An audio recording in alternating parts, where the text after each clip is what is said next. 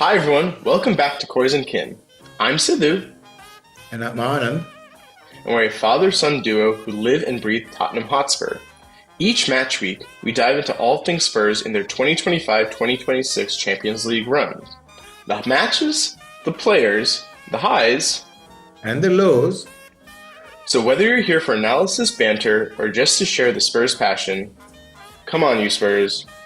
Come on, you Spurs. So today we are talking about the match that Spurs played at home against Borussia Dortmund, which ended 2-0 in favor of Spurs. And there's a red card for Borussia Dortmund as well, pretty early on into the match. Um, yeah, a lot of things to talk about. What was your overall impression of the game? When the overall impression was that there was a lot more dynamism in this game, especially in the first half. And it seemed as though, they were being moved forward by a few key players. Okay. And I thought Romero was really trying to move the team forward because Yeah. he tried very hard to, send passes through the middle, try to find gaps in the other side. And then on both the wings, Odebear and Spence, they were also really very dominating, I would say. They were hmm able to simply dominate the opposing defenders and again move the team forward. So I thought that was really really very good. I think well, obviously Spence as a winger is itself. We've seen that I think once before. I think I forget if it was early this season or late last season where we had no choice but to put him as a winger. Um, I mean, kind of like Gareth Bale, not actually Gareth Bale, but the same idea of having him start as a fullback and move into the wing position. He has the speed to actually move up the pitch and he can beat his opponent. So honestly, not a bad idea to have him as a winger, especially Right. in So yeah, yeah, I mean, if you remember when we saw him as a winger, we were wondering what the heck was going on. yeah. Now, there is a discussion point I want to make, and here's the point. Was he really a winger, or was Frank playing a stealth three in the back with wing backs, right? hmm Because when they were on attack, Spence definitely played like a winger because there was nobody else in front of him. Yeah, But when they were defending, he kind of came back in a back five. Okay. yeah.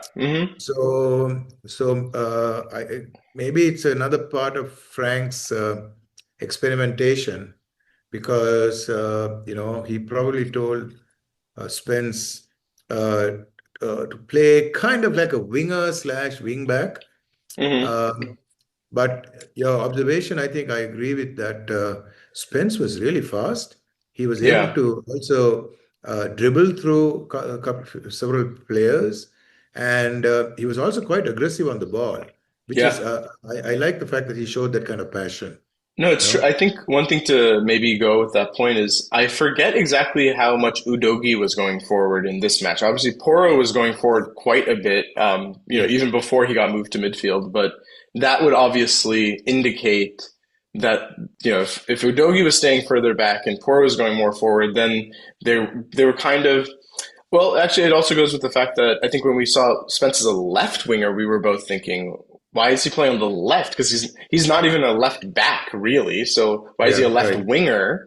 So if right, he's providing more support in that side to be more of a wing back in possession of wing back, out of possession, full back, sort of. yeah, Yeah, that might have been why he was played on that side too. Um, right. you know, Especially when So, Odebear is also a left winger playing on the right side. One thing that yeah, that can help with is, they can take the ball on their strong foot, which means that they actually have more of a path to goal rather than crossing in from the sides too. Um, yeah. though we But did kind of, the So first of all, I mean, obviously, the both of us are happy because of two reasons. One is a win is a win, obviously. Mm, But the second thing is that this is the first win they've had since December at home, since December the 6th. Okay. yeah. Because Hmm. when they beat Brentford, and then after that, they have not won anything at home. And Right. that's unbelievable. I mean, we are almost at the end of January. You know And that we have the best home form in the Champions League and one of the worst in the Premier League, right? So yeah, we're right, the right, only team who has not conceded at home currently. right. Yeah. Crazy. So, yeah, but besides Romero and Spence, I mean, who else do you think? And Odebear. I mean, what are your views about the other players? Yeah, what do I think with the other players? I think I'm glad that Solanke is back, actually. I think that Solanke, Right, obviously his goal was a little bit of a fluke mess up goal, but, a goal is a goal also. right, I think that his hold up play has always been much better than Richarlison, better than Kolomwani. He's definitely able right. to press the ball almost better, it seems like, than Richarlison will run, but Solanke like runs until he's gonna die, basically. Um, Yeah, yeah. so I thought he was a spark to have back. Xavi is a very difficult person for me to think about because I All think at right. the Before you when move on, let yeah me tell you, I thought Solanke being there made such a big difference yeah because his hold-up play was pretty good. hmm And you're right. I mean, he knows how to press. yeah I think Richarlison does not know how to press. All yeah he does is he runs at the defender, and the defender simply has to sidestep him, and he runs, away. I mean, or he misses the press. While right Solanke kind of knows how to press. So I think that plus his hold-up play, I think made a big difference. Made a big totally difference. yeah. Yeah, and yeah. So carry on. And You were saying something. I think the second person I think I'm a bit more of a question about our midfield in general, the three of them, Gray, Bergvall, and Javi.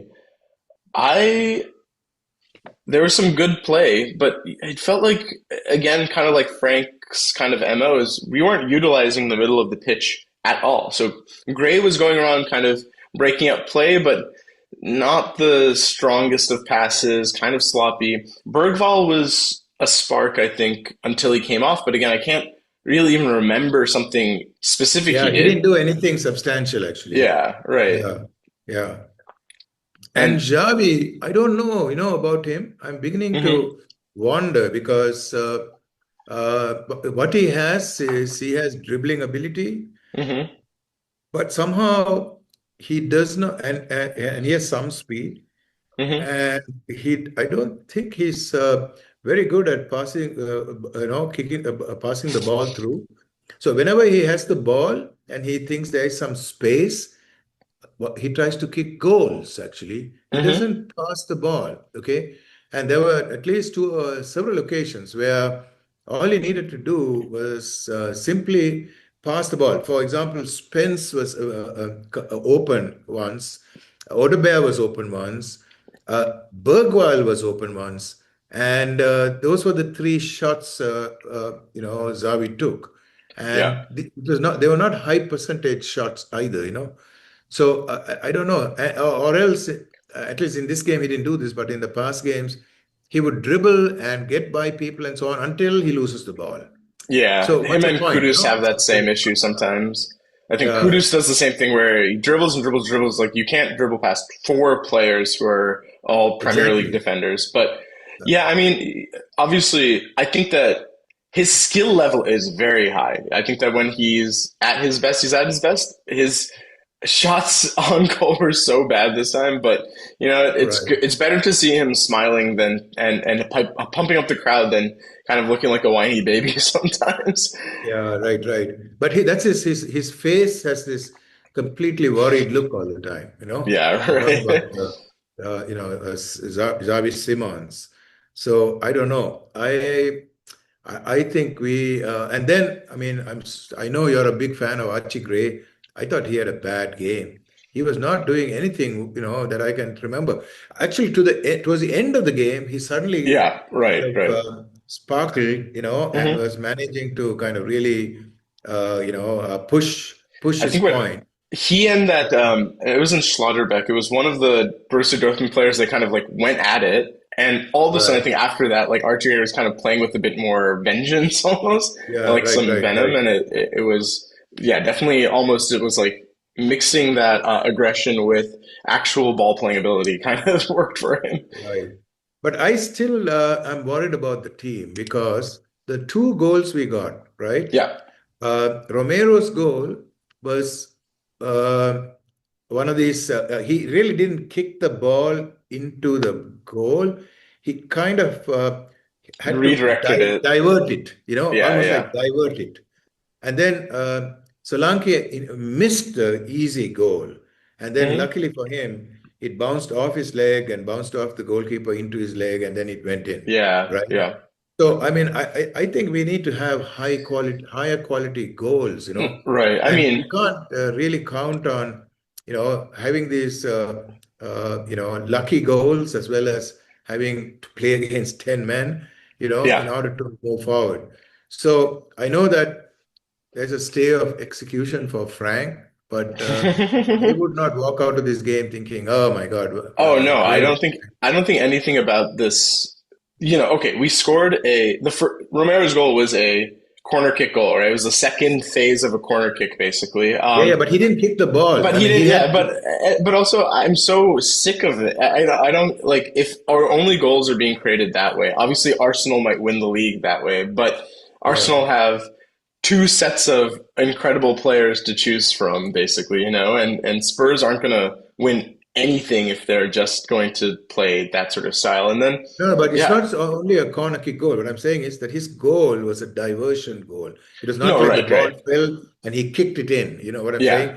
Ball yeah. fell and it was on his wrong foot, and he kind of, did a kind of I almost, think, yeah, I think, outside of everything, as far as Frank is trying to make us very defensively sound, whatever that means, because we're conceding all these goals. I think we actually right. play best when we always are chaotic, against. That is also not good. I know it's not good, but that's what I mean. I think that every time that we've scored a goal or played well so far in the last couple of months, everything memorable is when suddenly a player comes out with a moment of brilliance, or we just throw everyone forward like the end of the Liverpool match because we have nothing to Right, lose at that point. right. Why do we have so many bicycle kicks all of a sudden this year? It's like Yeah, we no, have like three or four incredible bicycle kicks. Those only happen exactly. when there's chaos in the box, right? And so it's Exactly. But then we like, lost to West Ham because of the chaos as well. yeah, I guess that's true, I mean, right? to go through a couple of other things, I think the first half was really good, right? We kind of dominated the game. Yeah, yeah, Then they came back to the second half, and suddenly they were like playing containment football.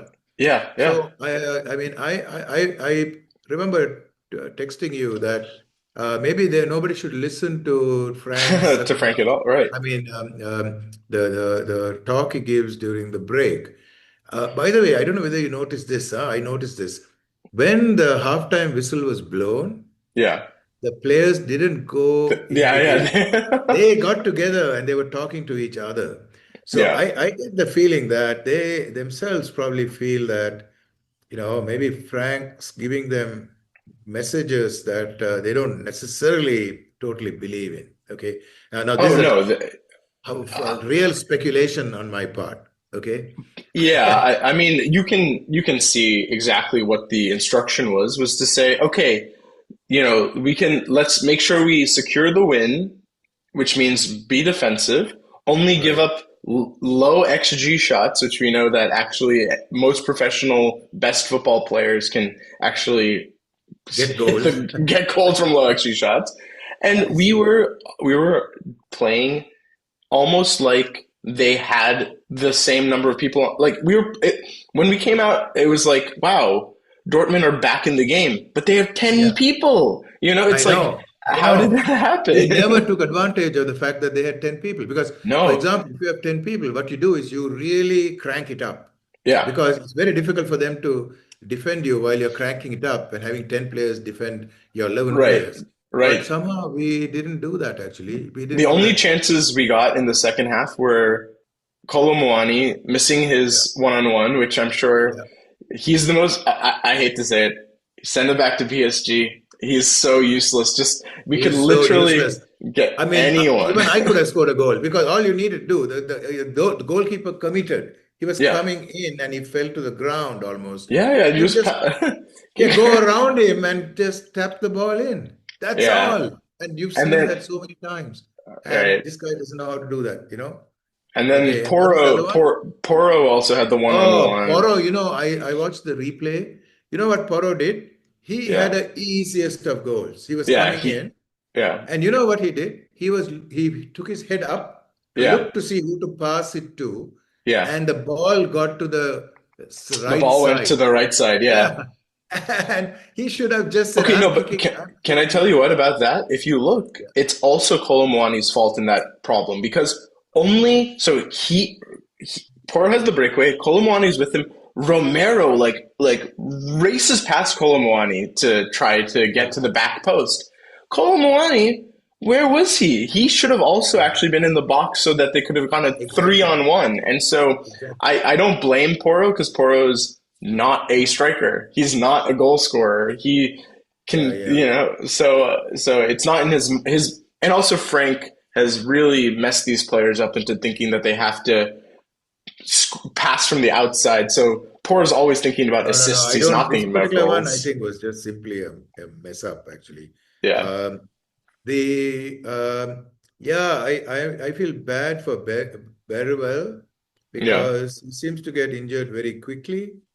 And I don't know. I hope he's all right because I saw him limping around, and I yeah, was about to text you saying, "Hey, I think Berwell is hurt." And the next thing I know, he sat down. Okay, yeah. so that I thought was unfortunate actually. So I don't know what.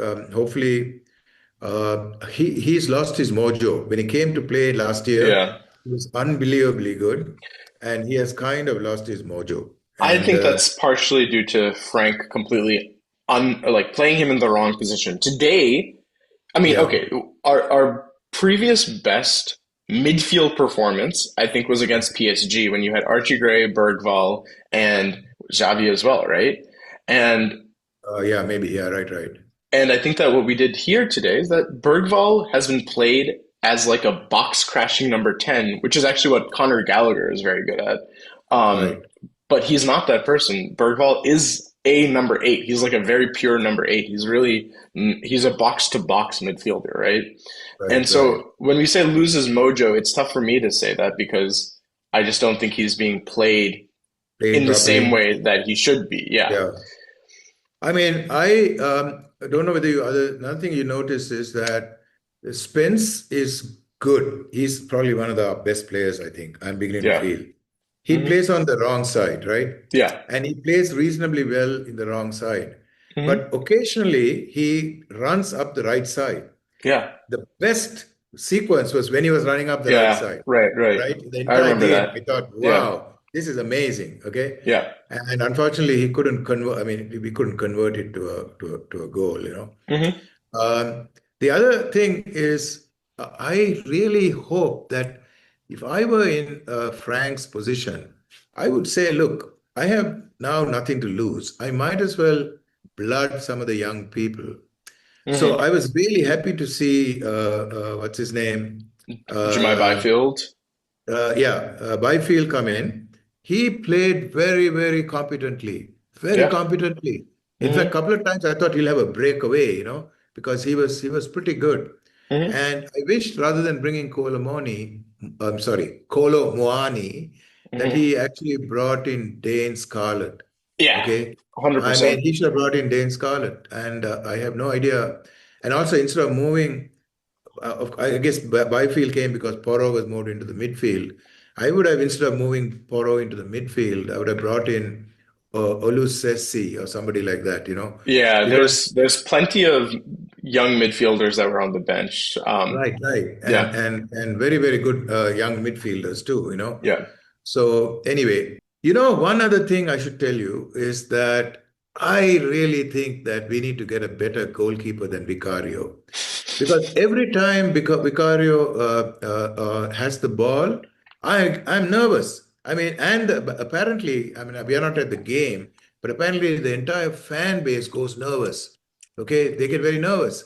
Now he did one stupid thing, started dribbling in the, when there was a Oh person no, under him, right, right. and we luckily he kicked it off. Otherwise it would have Yeah, been really really bad. yeah. Another thing, I don't know whether you noticed, they had a nice kick at goal, Right right? at the end. But Vicaria could have caught the ball, just He caught the ball. never catches the He ball. didn't catch the ball. He just hit it overhead and gave a Vicario corner. always punches the ball away. I actually don't understand. I mean, that is maybe better to block a goal, but like, No, it's this it. particular one was, if the goalkeeper of his caliber, supposed caliber, Yeah. this type of kick was really at him. It was going up a little bit, but he could have easily caught it, but he didn't catch it. So he set us up in jeopardy with another potential corner kick.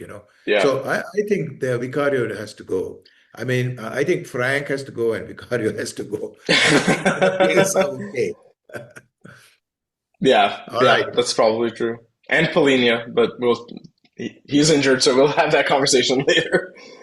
All right, but anyway, the main thing is a win is a win. And if Yep, they do beat Frankfurt, then we'll be in the top eight. yep, No doubt about it, right? yep. And let's see how it goes, right? So we have been depressed for almost, I don't know, 6 weeks. So getting this win was so nice.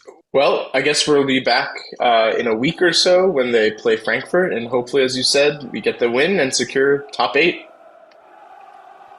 Okay, so come on, you Spurs. Come on, you Spurs.